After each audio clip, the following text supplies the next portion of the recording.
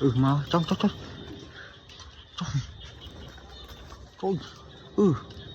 mày học ini lãng đôi xoay nè trời sao trong vậy mới mà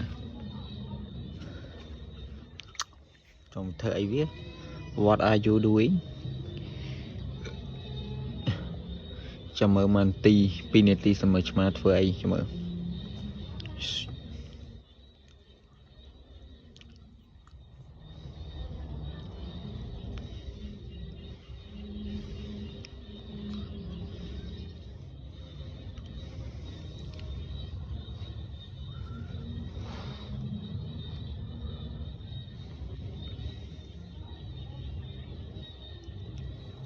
trời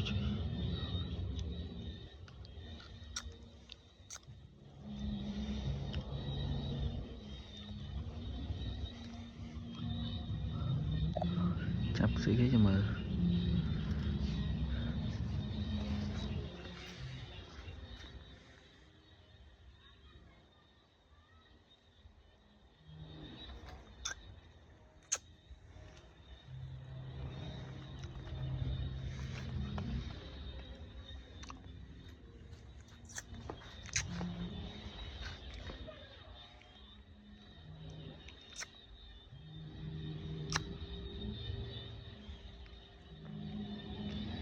cho mờ ý cho gì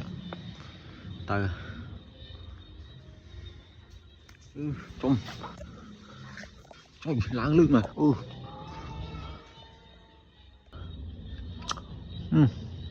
ở ông play lang đo lơ nó đánh mòn này nè cho dễ ha trời anh nó là trong dạ mà vịt phờ ra ha mau trong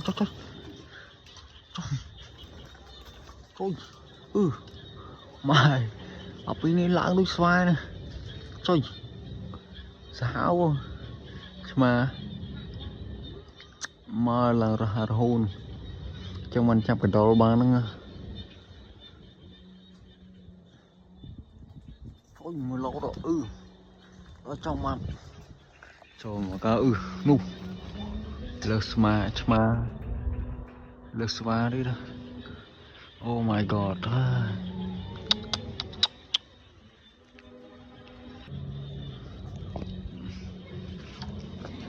mau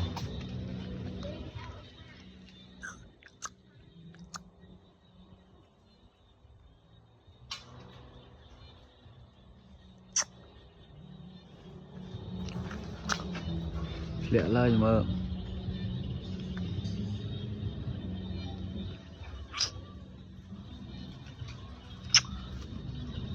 cao hùa nhau